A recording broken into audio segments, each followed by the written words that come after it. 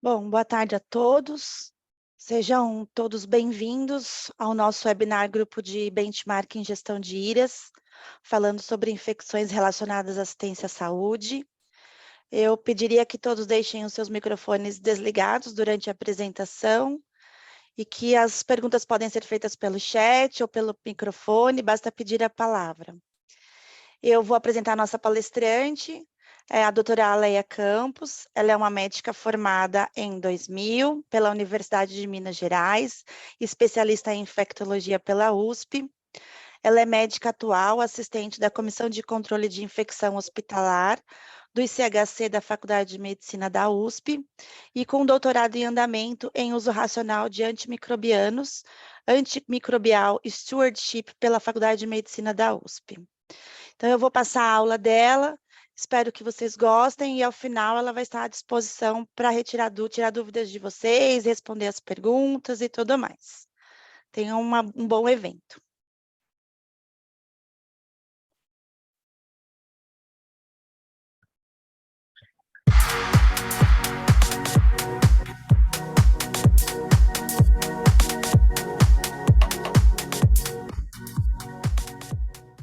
Boa tarde a todos, é com imenso prazer que eu estou aqui, presidindo esse GB muito importante. O nosso assunto é bem recente, importante, de suma importância aí para todos os médicos, gestores. Em maio, coincidentemente, né, a gente comemora aí o Dia Mundial, no dia 5 de maio, de higienização das mãos, então eu acho que esse é um assunto bem importante. Meu nome é Aleia, eu sou médica do Hospital das Clínicas, do controle de infecção hospitalar, e nós vamos falar então um pouco sobre as infecções relacionadas à assistência à saúde, né? IRAS, conhecida como IRAS, e também, como o próprio nome antigo, né? As infecções hospitalares. Bom, então, por definição, a infecção hospitalar é aquela que é adquirida após a admissão do paciente, após 72 horas na maioria das vezes, e que se manifesta durante a internação ou após a alta, desde que ela possa, né, estar relacionada com essa internação ou os procedimentos invasivos hospitalares, tá? Essa é uma resolução da portaria de 1998. Recentemente, a gente, né, atribui esse novo olhar, né, que não é uma infecção do hospital, hospitalar, mas é uma infecção, na verdade, relacionada à assistência à saúde, tá?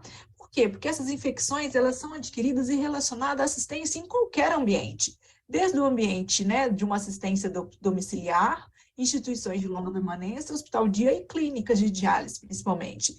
Então, o nome, né, nomenclatura, infecções relacionadas à assistência à saúde, ela tem um cunho mais proporcional.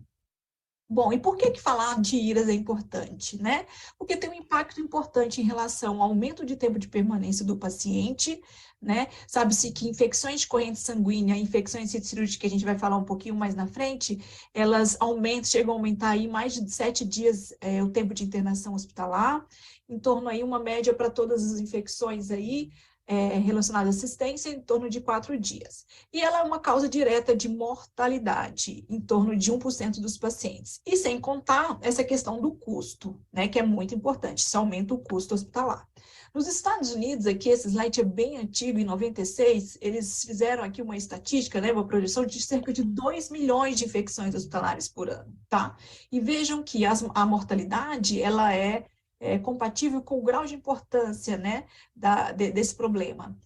Uma mortalidade aumentada, seja pela pneumonia, infecção de corrente sanguínea, tá? E aqui, se a gente der um pouquinho mais também de destaque, a questão dos custos, né? Chegando aí a um incremento importante em termos de perdas financeiras decorrentes dessas infecções. Bom, então vamos falar um pouquinho dos fatores de risco e patogênese, né? O que é um fator de risco para uma infecção relacionada à assistência de saúde? O próprio hospedeiro, né? Esse paciente já pode trazer por si só um risco maior de adquirir essas infecções. São, às vezes, pacientes transplantados, pacientes que estejam aí sobre uso de drogas vasoativas, pacientes aí sobre internações prolongadas, paciente em uso, né, aqui de antibióticos e outras medicações imunossupressoras, porque o próprio antibiótico ele também pode favorecer, né, a questão de risco maior de infecção, porque eu posso aumentar também essa questão de aquisição de infecção relacionada à assistência à saúde decorrentes de germes multiresistentes, né, expostos a drogas aí, antibióticos de amplo espectro. A questão de procedimentos cirúrgicos, né, que por si próprio pode estar ajudando o paciente, né, resolvendo o seu problema, mas que numa situação aí de quebra de barreira, pode ser um fator, né, que contribui aí para as infecções relacionadas à ciência da saúde. E nesse slide, nessa fotinha aqui, vocês vejam, né, que a própria mão do cuidador ali, né, fazendo fisioterapia, a gente vê 2 profissionais aqui da área da saúde fazendo uma fisioterapia, ela pode levar também ao aumento do risco dessas infecções relacionadas à assistência, tá? E aqui, né, o paciente aqui com vários invasões, a gente vê aqui um catéter, um tubo, sendo monitorado. Então, esses dispositivos invasivos que aumentam, né, que são utilizados aí durante a assistência, eles podem também estar dentro de um contexto de aumento do risco dessas infecções. Bom, e não só a infecção, e a depender do inóculo bacteriano, né, naquele momento, a patogenicidade desse agente, e também, né, como a gente já falou, fatores do hospedeiro relacionados à imunidade, pode estar aí aumentando o risco das infecções relacionadas à assistência à saúde.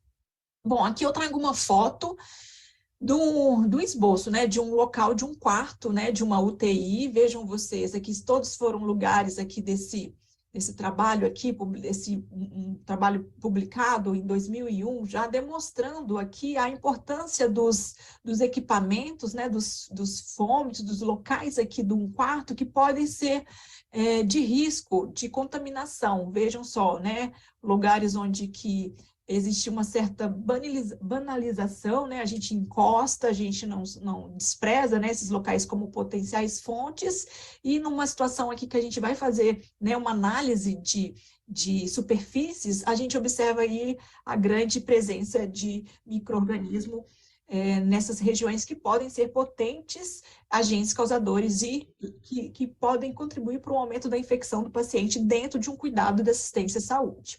Aqui é um paciente, vejam só, é um paciente entubado, aparentemente grave, né? A gente vê aqui um catéter de Swan-Ganz, ele tem aqui um dreno, né? Uma saída aqui de um dreno, ele está com um curativo, provavelmente ele fez, né, uma cirurgia abdominal, temos uma bolsa de colostomia, parece, temos aqui duas bombas, né, de infusão. Isso denota aí uma certa gravidade desse doente, os fatores de risco do próprio hospedeiro, e vejamos também que ele tem aqui provavelmente aqui uma diálise, né, uma máquina de diálise aqui atrás, ou uma medicação. De fato, é um paciente que está invadido, né, um paciente que está sob um risco maior de adquirir uma infecção relacionada aí à sua assistência, ao seu cuidado.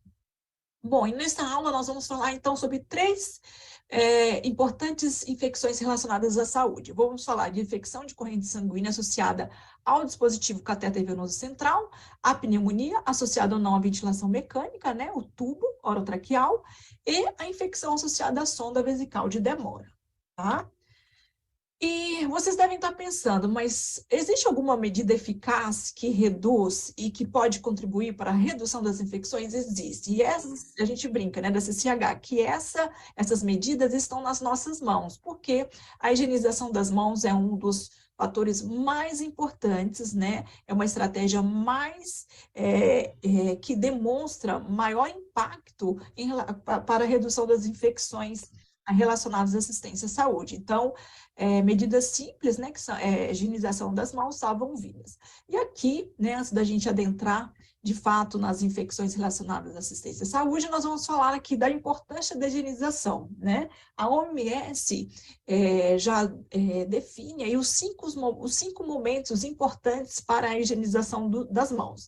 Antes, resumindo, né, antes do contato do paciente, após a realização de um procedimento asséptico, após o contato, após um risco de exposição a fluidos corporais, aqui a gente vê uma sonda, e após o contato daquela superfície. Então, vejam que eu brinco, né? Todo momento é um momento para higienização das mãos. Então, não há falta de oportunidade para a prática correta, as boas práticas corretas de higienização das mãos. Hoje, a gente pode fazer essa higienização com álcool, né? É importante avaliar os hospitais onde que vocês trabalham para ver se esse dispositivo, né, se essa oportunidade ela encontra acessível a todos. É importante a gente aumentar essa adesão, e a adesão vai desde a questão do acesso do profissional a esses produtos, né? Por quê? Porque a higienização das mãos, em algumas situações, ela pode chegar a ser superior à lavagem das mãos com água e sabão, tá? Sabe-se que nas situações de uma sujidade visível, né, aquele profissional que foi mexer com alguma sujidade, com algum fluido, né, algum sonda, catéteres, importante, né, se houve aqui quebra de barreira, respingos, é importante a lavagem, é preferível, né, a lavagem de água e sabão. Nas situações de infecção por Clostridium difficile, porque a gente sabe que o álcool ele não inativa o esporo, então existem algumas exceções, mas a regra, o álcool gel, quando bem empregado, né, a gente brinca dentro da técnica correta de higienização das mãos, ele chega a ser superior à lavagem com água e sabão, tá? Mas ambas medidas, se o hospital de vocês tiverem, ambas medidas são de suma importância. Bom, então, para a gente falar especificamente das infecções associadas a dispositivo, nós vamos falar aqui da infecção primeira que nós vamos falar, da infecção de corrente sanguínea associada ao uso do catéter venoso central. Vejam aqui nessa imagem, né, um catéter venoso central. A gente observa uma certa hiperemia, né, na região aqui da pele, a gente brinca que é o ósteo. Aqui nós temos um catéter central semi-implantável, vejam vocês também, né, uma saída aqui, maior aumento de uma pequena secreção e essa hiperemia do ósteo. Aqui um catéter central totalmente implantável. E o que define, então, essa infecção de corrente sanguínea associada à presença dessa hemocultura positiva em um paciente com catéter e sem outro foco. Né? Então, chegamos aí a notificar uma infecção de corrente sanguínea associada à presença do dispositivo invasivo. E como acontecem as infecções, tá? A contaminação do paciente, geralmente acontece durante a inserção do catéter, tá? Ou a manipulação inadequada, tá? Então, vejam vocês, aqui a gente coloca, né, em maior aumento um micro-organismo dentro aqui dessa luva, seja no momento da inserção, seja da manipulação. Mas em maior aumento, a gente observa, né, nós temos aqui do paciente a microflora, né? Então é importante a gente fazer a degermação, a limpeza com álcool 70, né? O álcool aqui para a solução alcoólica, para a gente fazer essa limpeza e evitar com que as bactérias da superfície da pele do paciente sejam um potencial contaminante daquele catéter. Temos as próprias mãos, né, dos colaboradores, se não higienizada de forma adequada, pode ser um veículo também de contaminação. Aqui nós temos um catéter, isso aqui é uma fotografia de um catéter, isso aqui é o que a gente conhece como hub, né? Hub do catéter. Então, alguns setores aqui, canhão. Essa é uma região que fica ali, né, exposta, aquela imagem, né, fica exposta. É importante a gente fazer, o hub seria aqui, ó, exatamente aqui. É importante, então, a gente fazer a higienização desse hub sempre que a gente vai fazer alguma manipulação, porque é um local em que a gente vai infundir esse fluido, tá? Pode ser uma fonte também de contaminação se a gente não faz uma avaliação, né, um controle, uma vigilância desses fluidos. Então, vejam vocês, nós temos aqui, né, a conexão, né, o catéter por si só, e esse catéter, quando há uma quebra de barreira e passado em práticas não adequadas, ele pode levar a uma contaminação via hematogênica, né, porque eu já atinjo aqui o lume do vaso, ou também durante a inserção, tá? Numa situação aqui de uma contaminação. Bom, e se falando de catéter, é importante a gente fazer um pouquinho, parar e entender um pouquinho dessa questão de via extraluminal e via intraluminal, né? Então, extraluminal e via intraluminal. Como que se dá a infecção por via extraluminal? A maioria das vezes, ela se decorre por uma migração aqui de agentes da superfície da pele, tá? Micro-organismo da pele. Então, a infecção, ela veio extraluminal, não veio pelo lumen do catéter. Tá bem presente em catéteres de curta duração, tá? Entre 7 a 10 dias. Está relacionada pelo próprio nome, né, como eu acabei de falar, extraluminal. Na hora que a gente está passando ali o catéter em condições não adequadas de práticas, né, de asepsia daquela pele ou de higienização das mãos do colaborador, é uma infecção relacionada à inserção e cuidado com o curativo. Tá? Então, quando a colonização do catéter via extraluminal, muito provavelmente foi uma quebra de barreira durante a inserção ou a cuidado do curativo, porque está ali de contato com aquela via extraluminal. Intraluminal, como se acontece, né? Como acontece, então, essa infecção aqui dentro do lume? Muitas das vezes ela se decorre de migração aqui de agentes aqui desse hub que está contaminado, lembrem, né? Um catéter externo, ele está com essa via para fora da pele do paciente na superfície, né? Então ele participa ali, né, do banho do paciente, de quando o paciente tem as suas secreções aspiradas, encostando ali, né, em superfícies. Então, é uma região totalmente, potencialmente contaminada. Então, a migração desses micro-organismos pelo hub, tá? Muitas das vezes, se dá por esses catéteres de longa permanência, tá? Como eu mostrei aqui, ó, são esses catéteres aqui que têm a sua superfície externa, tá? E está relacionado muito à manipulação e à infusão de soluções contaminadas, tá? Então, é importante a gente tentar ter esse escrutínio, né? Esse diagnóstico em mente. E quais seriam os fatores associados para infecções relacionadas à assistência com catéter decorrente do uso desses catéteres venosos centrais? O próprio material, né? Isso é algo, né, inerente dos catéteres. O tamanho, né? Quanto maior o tamanho, maior a superfície, então maior a possibilidade de haver uma contaminação. O local da inserção, a gente sabe, né, que os catéteres em veia, né, em veia jugular, desculpa, em veia femoral, e são os mais potenciais contaminados devido a essa região aqui do trato gastrointestinal, de haver quebra de barreira, né, principalmente em pacientes graves.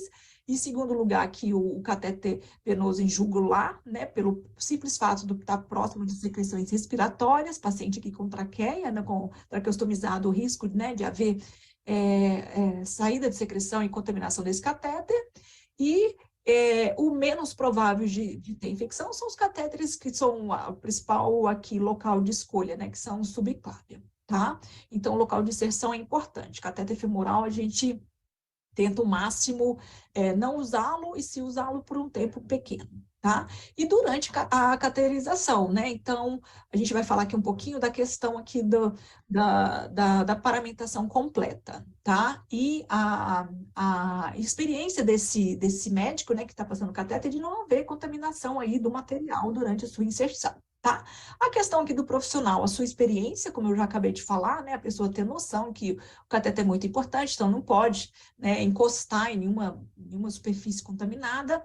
O preparo da pele do paciente é muito importante, então, né, essa degermação aqui da pele com a clorexidina degermante, depois com a clorexidina alcoólica, tá? Isso é muito importante, uma degermação bem, com a técnica bem assertiva para evitar aí que haja, né, uma perpetuação da colonização da pele. O curativo também é de suma importância, né? A gente vai ver um pouquinho mais na frente.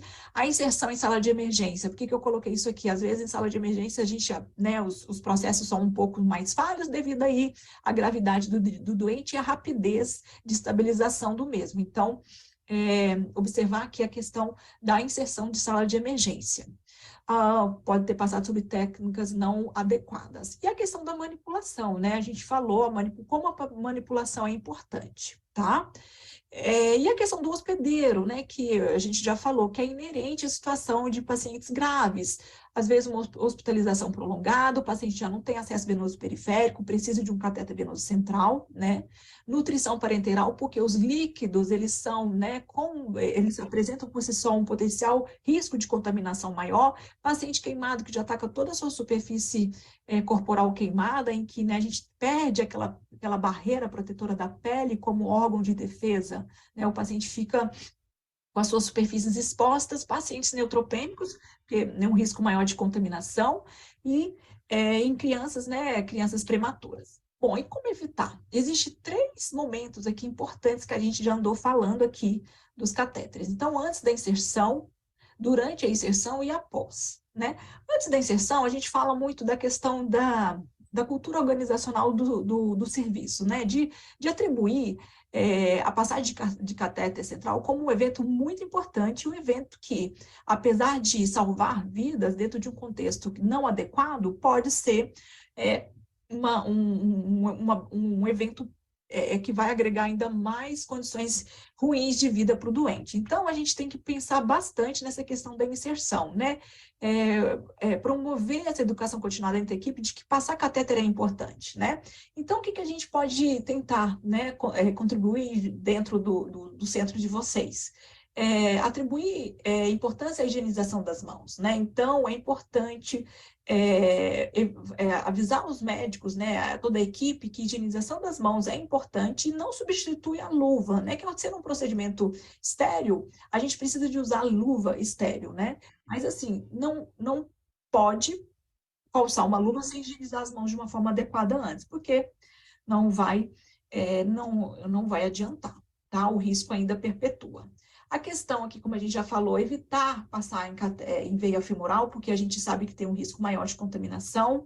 Aqui eu coloquei uma foto proposital, uma passagem de catéter sobre o uso de barreira máxima, né? Vejam vocês, gorro, máscara, o capote, né? Um campo bem amplo, né? Porque um paciente que tem aqui, ó, não só pela a questão da segurança, mas um paciente que deve estar aqui entubado, né? Porque a gente tem uma elevação aqui, um paciente entubado, então ele tem vários locais, como a gente já mostrou, de potenciais focos de contaminação da equipe. Então, isso aqui tem que ser bem, bem amplo, tá? O uso de clorexidina alcoólica, como eu falei, né? É importante, não dá para a gente fazer ainda a questão da degermação, clorexidina degermante em crianças menores de 2 meses, prefere-se acima de 2 meses. Bom, a questão do bundle, é importante que o serviço de vocês instaure, né?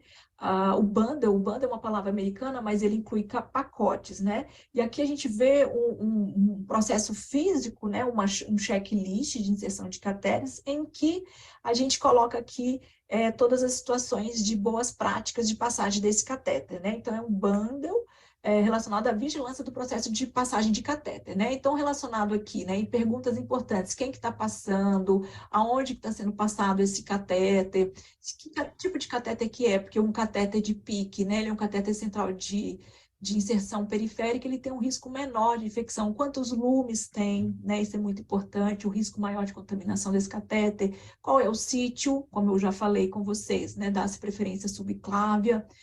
Se o médico utilizou paramentação completa, tá? E isso aqui é importante, isso aqui a enfermagem ou a equipe, né, assistencial elabora e entrega nas comissões. Para quê? Para a gente fazer aqui esse bundle, né, esse indicador de processo. E no final do mês, ou durante as conversas, né, as apresentações, as vigilâncias, o setor de infecção comunicar, olha, se foi um ambiente de UTI, as passagens de catéteres que houveram durante esse mês tiveram todas as boas práticas, né, instauradas ou exigidas durante a inserção.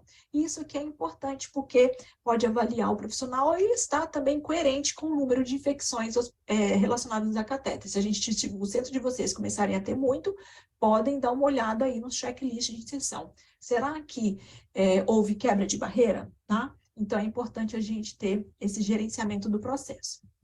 E falando um pouquinho da inserção, né? Aqui foi um artigo publicado, antigo, de 2014, e que demonstra algumas estratégias para prevenir, né, essas infecções relacionadas aos catéteres.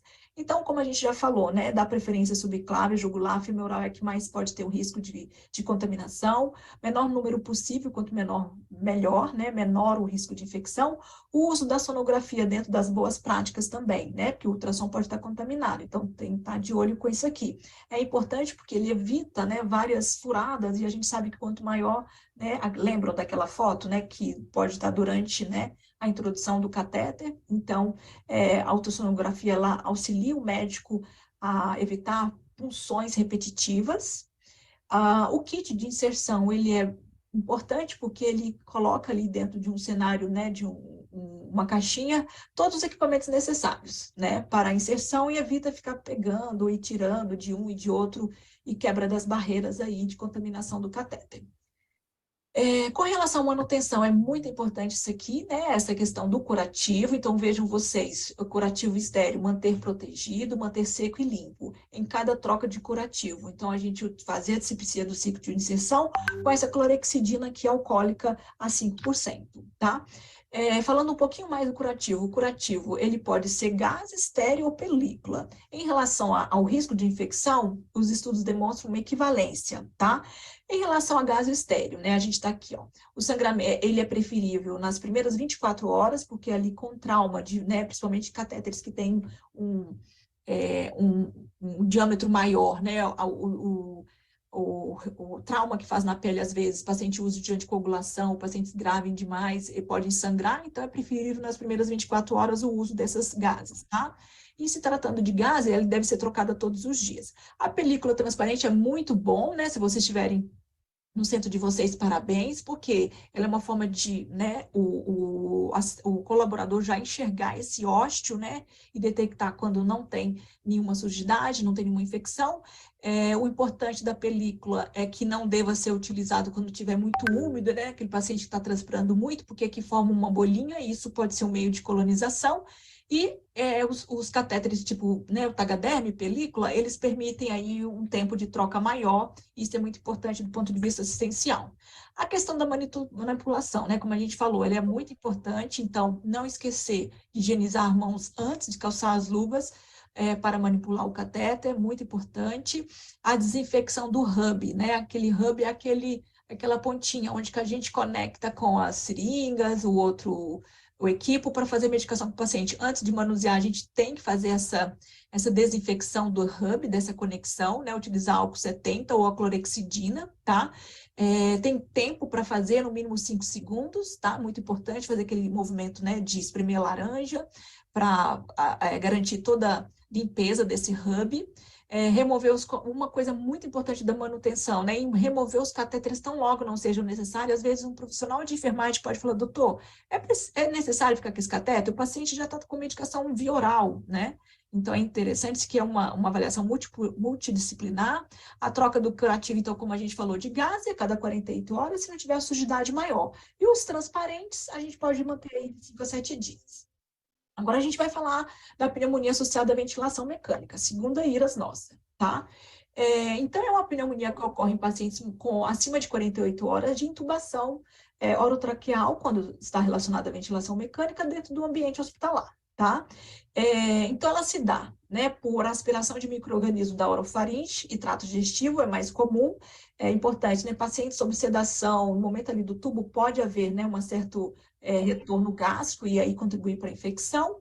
Pode ser uma inoculação direta, né? A gente está ali na tentativa de aspirar, o paciente entra com uma sonda de aspiração contaminada, isso acaba infectando o paciente, ou própria inalação de bactéria, tá? Bom, e a fisiopatogenia? Eu gosto muito desse slide porque aqui mostra, né, um tubo sendo passado, aqui a gente tem, né, o tubo gástrico, aqui a gente tem, né, a traqueia, a gente precisa de, com a lâmina do estetoscópio, fazer uma projeção aqui da língua para a valécula levantar e a gente passar o tubo artificial aqui que vai garantir a via aérea pérvia. E aí a gente já está aqui dentro da traqueia. Insuflamos o balonete e o balonete encosta aqui, dando aqui a vedação. Então, o que a gente observa? Aqui temos o tubo. Nós observamos que ao longo, né, do tempo há um acúmulo aqui de secreções, essas secreções ficam paradas, tem aqui um risco potencial de estarem contaminadas, e a gente sabe, né, que o paciente fica ali com o cuff, né, do balonete insuflado, às vezes o paciente vai para o banheiro, esse cuff desinsufla, e aí todo esse conteúdo aqui desce para o pulmão, tá? E temos aí as infecções, a principal causa aí de uma infecção relacionada à ventilação mecânica. Ou mesmo, se eu tiver aqui com o balonete todo vedado, eu sei que eu tenho, né, algum processo infeccioso aqui ou não, e essas bactérias podem reverberar aqui dentro, né, e fazer com que essa superfície aqui, ó, inanimada, né, que é um plástico, forma o quê? Um biofilme, né? E nós estamos aqui, né, aspirando e só jogando esse conteúdo aqui para dentro dos pulmões. Então, vejam que não é fácil, né, evitar uma infecção relacionada à ventilação mecânica em pacientes graves que necessitam desse dispositivo, né? O diagnóstico também não é fácil, tá, pessoal? Então, existem critérios, nós temos aqui febre, tosse, piora da secreção, tá? Relação FGO2, não vou me deter esses detalhes aqui, porque não é o foco da nossa aula. Mas nós, médicos, enfermeiros da CCH, a gente tem sempre assim, esse escrutínio e necessidade de firmar o diagnóstico de uma ventilação, de uma infecção relacionada à assistência à saúde decorrente de uma ventilação mecânica, atribuindo aqui esses critérios, né? Então, filtrado novo, uma tomografia que mostra, temos também o critério microbiológico, tá? Então, são todos recursos que nos ajudam aí a definir o diagnóstico. E quem está em maior risco? Não tem essa dúvida, os pacientes intubados e reintubados, tá? Aqueles pacientes que falham, né? Nesse momento de reintubação, né? Então, a gente já tem todo aí um cenário desproporcional para esse paciente. Decúbito horizontal, então, é muito importante a gente, medida básica, né? Levar a cabeceira a 30 graus, justamente para quê? Para evitar com que essas secreções fiquem mais suscetíveis aí de adquirir o trato pulmonar inferior. Colonização da orofaringe, nós vamos falar um pouquinho disso, medidas que vão diminuir aqui o potencial desses riscos. Presença de sondas, né, porque a própria, né, outra sonda ali comunicando, chegando na cavidade digestiva também favorece, né, e acumula secreção. E não deixo de falar a contaminação cruzada entre a equipe, né? A pessoa vai lá, aspira e vai aspirar um outro paciente. Então, é muito importante. E por que devemos importar? Porque a pneumonia associada à ventilação mecânica é uma infecção mais comum em ambiente de UTI, né? Óbvio. 90% das infecções hospitalares em pacientes estão sob ventilação são pneumonias, tá? Tem uma mortalidade alta, que parte do princípio que esse paciente é um paciente grave, né? Que precisa de uma via aérea artificial. E mortalidade causada por as bactérias, na maioria das vezes, tem um potencial de mortalidade alto, né? Porque são pseudomonas e acineto, por isso que pode chegar a 76%. E as infecções associadas à ventilação, ela aumenta dias de ventilação também, né? Os custos e o tempo de internação, porque é difícil, né? Um paciente que intubou hoje, ele não tira do tubo no dia seguinte, tá? E se ele desenvolve uma infecção, piora mais ainda. Aqui é um artigo de 2005 demonstrando qual que é uma forma de prevenir. Justamente limitar o tempo da ventilação mecânica, ou seja, a medida mais importante, né? Então, evitar a ventilação mecânica ou, se imprescindível, a gente limitar esse tempo. Aqui, e como a gente limita, né, o uso de uma via aérea artificial? Fazendo um recurso que é importante, né, em ambiente de terapia intensiva, são as ventilações não invasivas, né? Então, se o paciente tolera uma VNI, vamos tentar fazer, né, uma VNI o máximo antes de colocar o paciente dentro de um contexto de um tubo orotraqueal, porque a gente sabe que o risco de pneumonia é muito maior. Como eu falei, a questão da cabeceira elevada, 30 a 45 graus, o americano gosta de falar dessa posição semi-recumbente, tá? Então, a gente observa aqui a posição, né, de cabeceira elevada a 30 graus, e a gente pode colocar, né, só levar a cabeceira da cama, versus a posição supina, ela tem um risco menor, cerca de 50% de redução aqui, o risco relativo menor de causar pneumonia associada à ventilação mecânica, tá? E uma outra atitude, né, uma outra intervenção importante, como eu já falei, se tem aqui secreção acumulada, né, seria importante a gente colocar um aspirador, né, um sistema fechado, né, de aspiração? Sim. Então, essa cânula de aspiração subglótica, os trabalhos demonstram que essa aspiração essa aqui é uma revisão sistemática, tá? Em meta-análise, demonstraram uma redução do tempo de internação em UTI e uma diminuição da duração de ventilação mecânica, tá? E houve um risco menor, né, em torno de 45%, aqui um risco menor de desenvolvimento de pneumonia associada à ventilação mecânica, ou seja, essa aspiração em tubo fechado, em sistema fechado, ela é importante porque eu tiro aqui essa secreção que pode entrar dentro da cavidade, tá? Existem outras técnicas também, né, difíceis de serem feitas, mas que podem ser também escolhidas pelos serviços de saúde, que seria aqui a descontaminação seletiva do trato gastrointestinal ou da própria orofaringe. Aqui é a DDS, descontaminação seletiva do trato gastrointestinal, ou a DO, que é da orofaringe, tá? O objetivo, então, na maioria das vezes, é reduzir esse número, né, essa colonização de bactérias gram-negativas de pacientes que ficam em ambientes de terapia intensiva, tá? A descontaminação oral, ela é pré-seletiva oral, ela é preferível à gastrointestinal, até pelo risco menor de uso aqui de antibióticos sistêmicos, ou antibiótico de amplo espectro, que pode aumentar aí o risco de resistência, tá? Então, em situações que é permitível, é possível, vale a pena, sim, a gente tentar fazer essa descontaminação, e a oral é preferível. E aqui eu trouxe um artigo de 2013, recente, foi uma revisão que formou 4 grupos, né? E utilizando clorexidina, bochecho versus placebos, escovação sem escovação, escovação elétrica manual e cuidado de oral padrão e outras soluções. E eles observaram que houve uma redução de 40% na probabilidade de desenvolvimento de pneumonia em pacientes criticamente doentes quando se instituiu alguma medida de higiene oral, tá? Lembrando, então, que é importante fazer. Como? A instituição pode escolher, mas fazer uma escovação é melhor do que não fazer nada, tá? E aí a gente passa para outras formas de prevenção, né? É difícil, mas o ambiente de UTI pode ser treinado junto com a equipe, a sedação, né? Minimizar a sedação, ou seja, o despertar precoce, né, do paciente, para tentativa dele despertar e diminuir aí o risco dessa essa sedação profunda e toda risco, né, de aumento aí da aspiração de secreções, tá?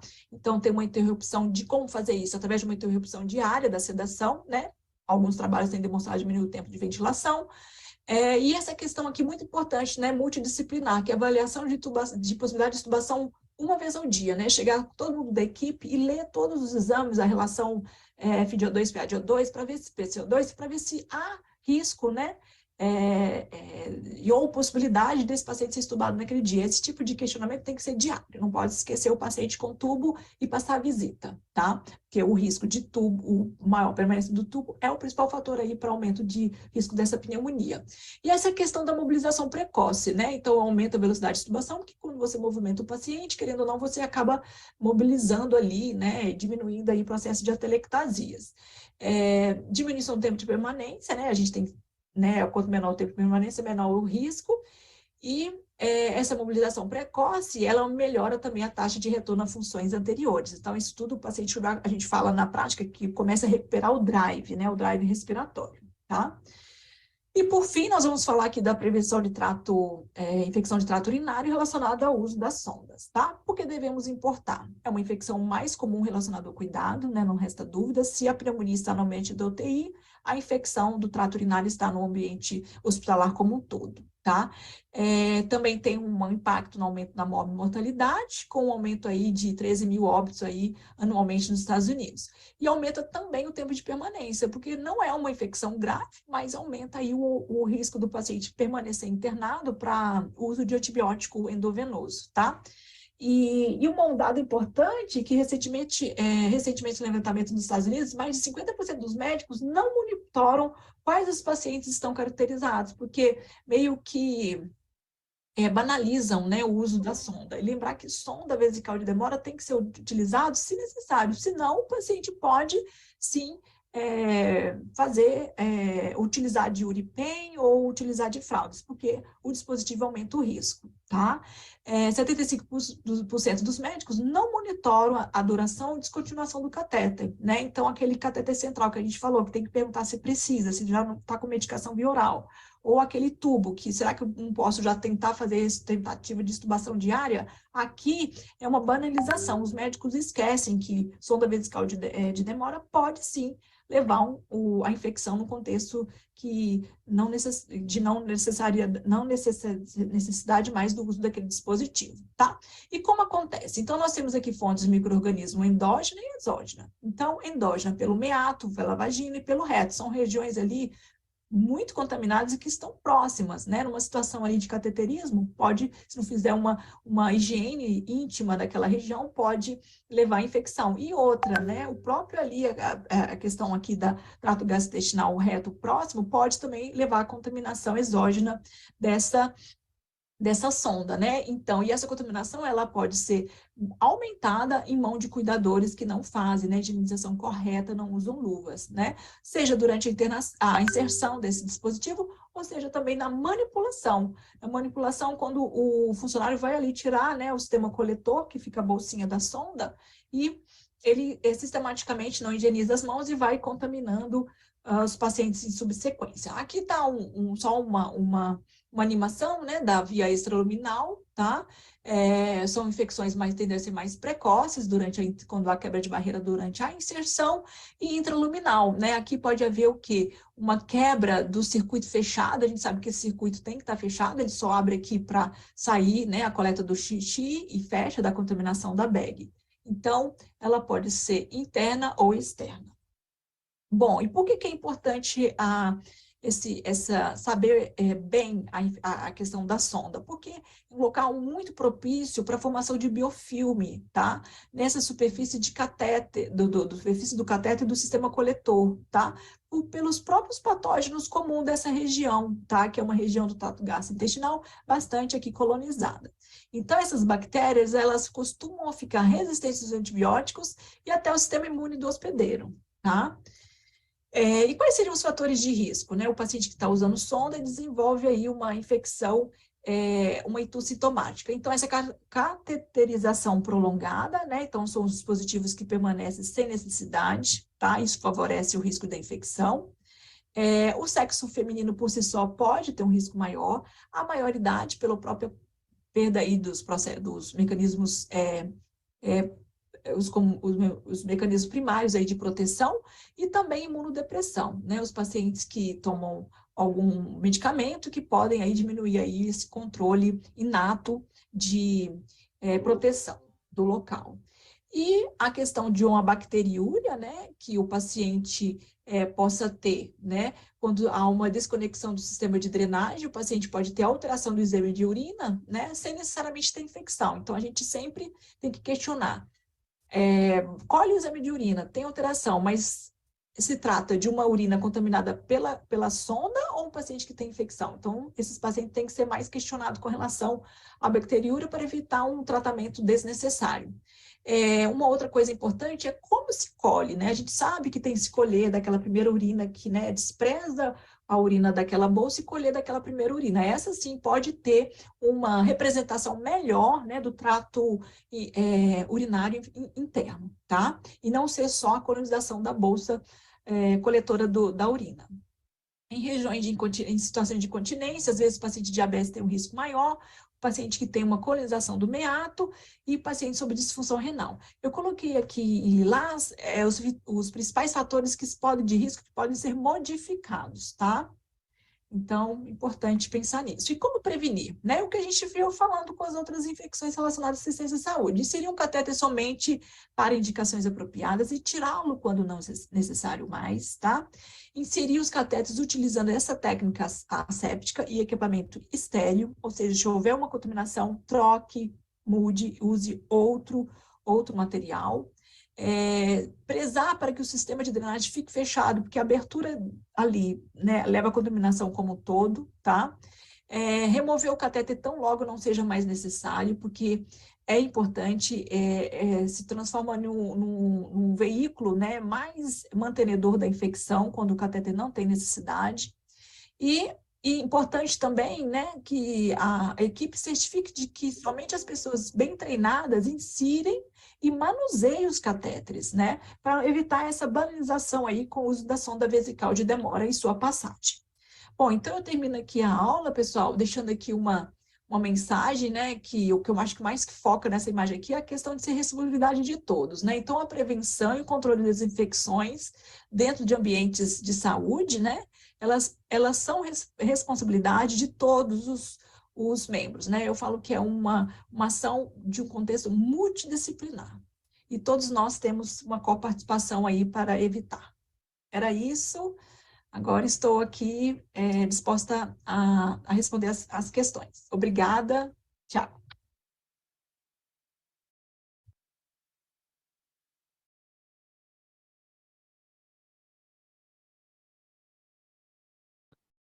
Bom, terminamos o nosso vídeo. Temos algumas perguntas aqui no chat. Para a doutora Leia, vamos lá. O pessoal do Hospital Geral de Pirajussara, doutora, falou: boa tarde, doutora Leia, aqui é a Daniela, enfermeira do SCIH, do Hospital Geral de Pirajussara. Vocês estão seguindo a recomendação do CDC de não utilizar clorexidina para higiene oral nos pacientes com IOT? Qual a sua opinião em relação à recomendação?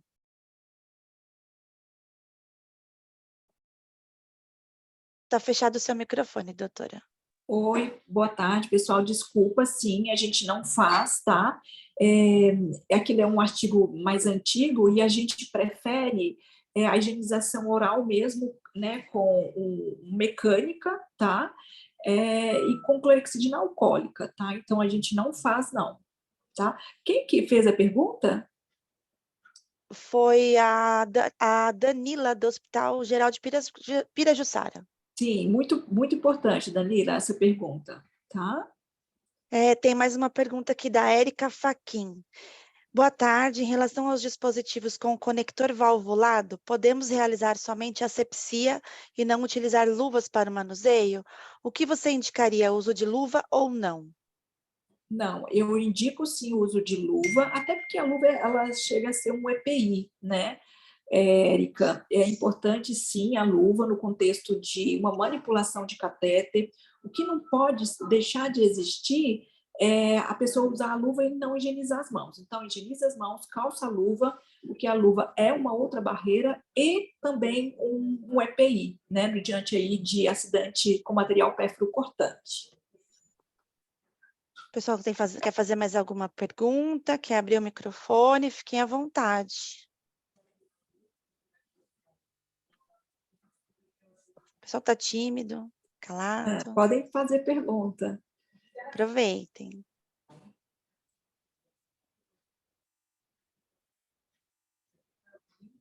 Bom, doutor Milton, quer falar alguma coisa? Não, eu só não quero fazer pergunta, mas queria parabenizar a doutora Leia pela aula, né? Aprendi bastante, não é a minha praia, mas é sempre bom a gente se atualizar, né? E parabéns pela aula, Leia. Muito obrigado em nome do programa CQH. Márcia. Oi, Michael. Oi, Márcia, tudo bem? Me escuta? Escuto sim. Na verdade, agradecer a doutora Leia pela excelente palestra, né? Recentemente, o Hospital Regional aqui de Presidente Prudente participou de um projeto Saúde em Nossas Mãos, que refletiu tudo que ela apresentou dentro da aula dela, né? Todos esses processos de melhoria com a implantação de bundles, na verdade, aconteceu dentro de uma UTI geral adulto e a gente conseguiu já multiplicar todos esses processos para as nossas outras 2 unidades de terapia intensiva. Então, na verdade, assim, é saber que realmente fazer esse processo aplicado na prática traz um resultado com relação a essa parte de infecção dentro do hospital. E eu acho que é um trabalho bem importante, né? A adesão a processo não é fácil, mas o que a gente observa é quando a gente garante e a gente faz o gerenciamento diário, né? Criando os checklists, as ferramentas que nos auxiliam, existe sim um impacto em redução, né? E cria também, eu não sei se vocês observaram, um ambiente de confiança, né? Um ambiente, uma cultura organizacional de atenção ao colaborador e atenção ao nosso foco aqui, que é o paciente. Doutora Lé, com relação a essa questão desse projeto, assim, foi um projeto que, inicialmente, nós tivemos muita... a adesão foi baixa no início, mas depois que houve uma conscientização dentro da unidade de terapia intensiva e a equipe viu que aquilo realmente dava resultado, que essa questão da cobrança, de realmente verificar se o processo estava sendo feito dentro desses bundles que foram implantados, né? Essa cobrança diária, criou-se uma cultura. E realmente, assim, a gente melhorou nossas taxas de infecção. Esse projeto ele vem foco em três PAV, catéter venocentral de corrente sanguínea e parte de vesical, né? Parte de infecção de urinária. Isso. Então, na verdade, assim, foi um processo inicialmente difícil, porém depois a equipe construiu essa questão dessa cultura e hoje assim é uma coisa que a gente já está conseguindo disseminar em outras unidades de terapia intensiva, sem ter o projeto, porque como é um projeto em parceria, né, do PROAD SUS, e quem fez a mentoria foi o Einstein, então a gente conseguiu pegar essa ideia central e agora a gente está começando a multiplicar essa questão da cultura dentro das outras unidades de terapia intensiva aqui do hospital. Que bom, parabéns.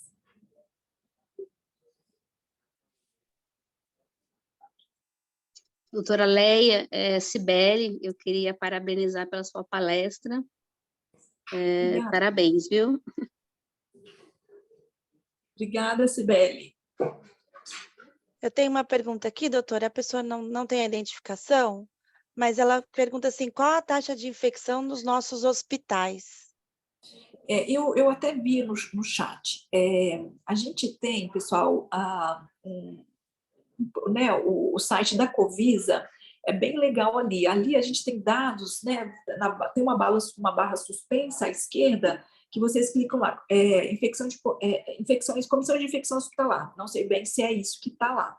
Mas é interessante vocês navegarem ali, porque ali tem os dados de infecção, existem apresentações, né, de aulas em que há uma enquete aí de hospitais do estado de São Paulo, e que a partir daí que a Covisa, né, o CVE, Covisa, o nome do estado e do município de São Paulo, eles fazem projeções, quanto que está as infecções de corrente sanguínea, PAV, urinárias no estado de São Paulo. Isso pode ser usado internamente para vocês como benchmark, né? Então, até onde a gente consegue ir, né? Se esse pool, né, esse compilado é um valor, o hospital de vocês pode colocar metas, tá?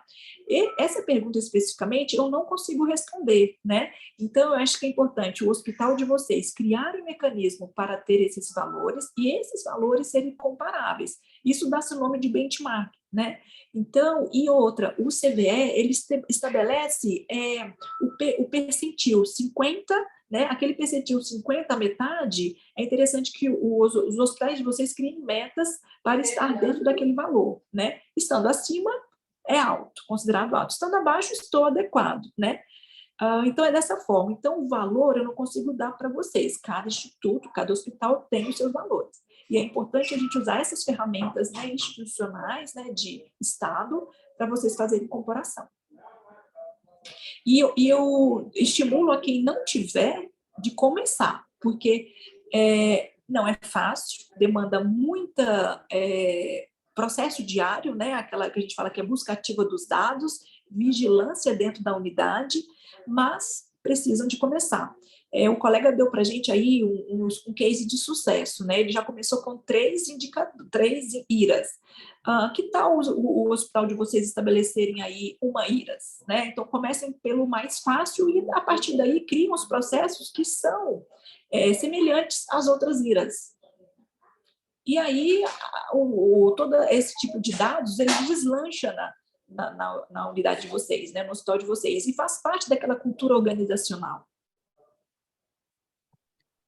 Doutora, tem uma pessoa pedindo a palavra lá do Hospital Padre Albino. Oi, boa tarde. Eu sou Camila, enfermeira coordenadora da UTI neonatal e pediátrica. Eu gostaria de saber, doutora, se a doutora tem alguma experiência, assim, com a parte da ventilação mecânica neonatal, que a gente usa a jarra umidificada, né? E a gente sabe que pela Anvisa a troca do circuito é somente se sujidade, né? Mas a gente tem essa umidade ali. Se a doutora conhece alguma indicação de troca desse circuito por usar a jarra umidificada?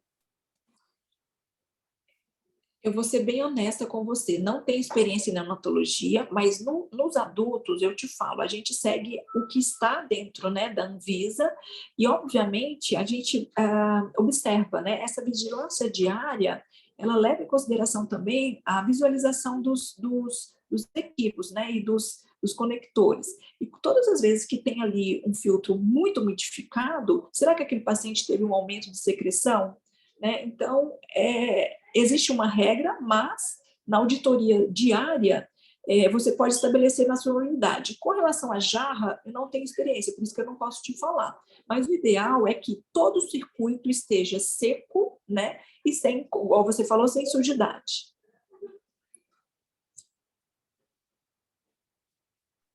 Tem um pessoal aqui perguntando, doutora Beatriz, se é possível disponibilizar esse formulário do bundle do catéter. Posso disponibilizar sim, tá, pessoal? E eu confesso para vocês que nessa plataforma do CVE também tem alguns formulários, porque na maioria das vezes a gente traduz os documentos americanos, né? E eles acabam traduzindo para a gente. Posso enviar sim, Márcia? E também eu oriento vocês, né? Estimulo a procurar esse site, que tem lá campanha de higienização das mãos, tem material para divulgação, e deve ter esse checklist também, de passagem, manutenção e inserção de catéter. Temos mais uma pessoa pedindo a palavra, Ademilson. Olá, boa tarde. Em relação aos bundles, doutora, a gente aqui participa desse triênio do Saúde em Nossas Mãos, o Hospital Nosso Hub é o HCOR. Assim, o que eu tive de experiência com a coleta dos bundles é que, se fazer a coleta de acordo com o que pede, a gente tem uma redução, sim, de infecção, tá? E comparado ao que a gente fazia as coletas antes. Antes, a coleta dos bundles, ela era centralizada para uma pessoa, que era o enfermeiro. Hoje, toda a equipe, ela tem condições de avaliar e fazer a coleta dos bundles. A gente só melhorou quando toda a equipe teve um entendimento do que é os bundles, a importância dos bundles e o que acontece se não fazer essa coleta de forma confiável. Então, acho que centralizar a coleta dos bundles para uma pessoa ou para CCIH ir lá uma vez por dia, isso eu acho que para nós foi um erro que eu acho que não tem mais como acontecer. Eu acho que todo mundo tem que ter o entendimento dos bundles, o que é um bundle, a importância. A gente só conseguiu evoluir quando todo mundo entendeu isso. Eu parabenizo, tá, vocês, porque eu concordo, né? A CCIH, ela é uma especialidade médica que orienta, dita as regras, está aí, né, com as atualizações e com essas sugestões de melhoria da prática clínica. Mas quem passa um catéter é o médico, né? E o médico deveria de ter essa consciência, mas a gente sabe que não é a regra. E nós precisamos de trabalhar sobre vigilância, né? E a vigilância, igual você colocou, não é uma fotografia, né?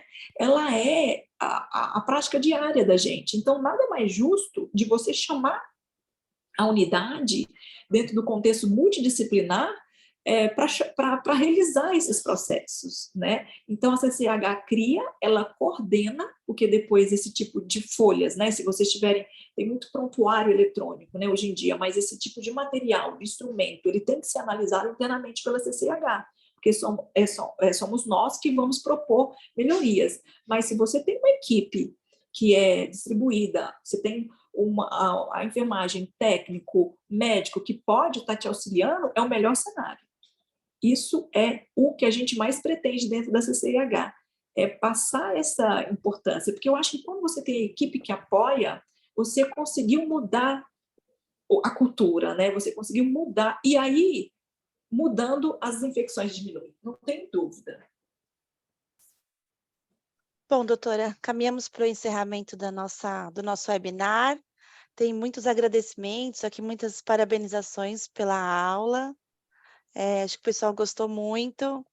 Então, eu, em nome do CQH, né, gostaria de agradecer pela aula que a senhora deu, por compartilhar esse conhecimento. E aí a gente vai disponibilizar esse vídeo, o pessoal pediu os slides, né? A gente daqui a pouco, logo mais, vai disponibilizar o vídeo lá no canal do YouTube do CQH Vídeos. E você me cobre o checklist. Tá, pode deixar, cobro sim. Pessoal, foi um prazer, tá? Esse tempo aí de vocês, né? Que todo mundo está na assistência e muito bom contar. E é um tema muito que eu gosto bastante de falar, porque, obviamente, a gente sente uma recepção muito boa de vocês, tá? Pelo assunto.